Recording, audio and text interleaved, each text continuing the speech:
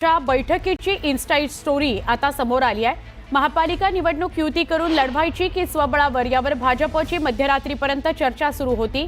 या बैठकीत अनेक पदाधिकाऱ्यांनी स्वबळावर लढावं अशी भूमिका मुख्यमंत्र्यांसमोर मांडली आहे।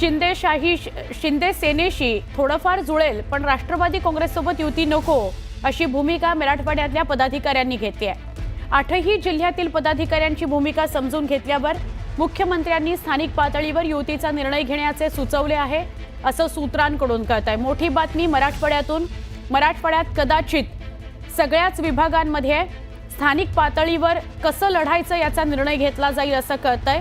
अजून त्याविषयी अधिकृत माहिती समोर यायची आहे। आपण अधिक जाणून घेऊया आमचे प्रतिनिधी अविनाश कानडजे यांच्याकडून।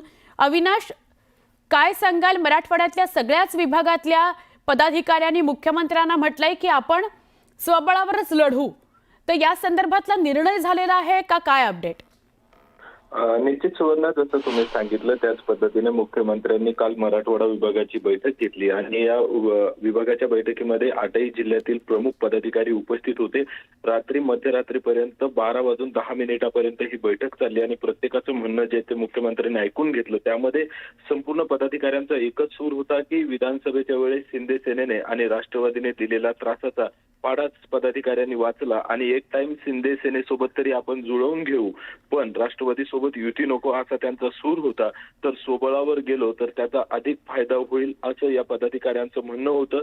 तर मुख्यमंत्र्यांनी देखील या संपूर्ण आढावा घेतल्यानंतर, पदाधिकाऱ्यांचं म्हणणं समजून घेतल्यानंतर आपण स्थानिक पातळीवर निर्णय घेण्याचे किंवा घेऊ शकता असे आश्वासन त्यांना दिले अशी खात्रीलायक सूत्रांकडून माहिती कळाली। मात्र आता भाजप संपूर्ण विभागात स्वबळावर जातं का आणि शिंदे सोबत जुळवून घेऊन मग राष्ट्रवादी एकाकी पडते का, हे संपूर्ण प्रश्न आता पडलेले आहेत। मात्र जशा जशा निवडणुका जवळ येतील तसं तसं हे संपूर्ण चित्र स्पष्ट होईल।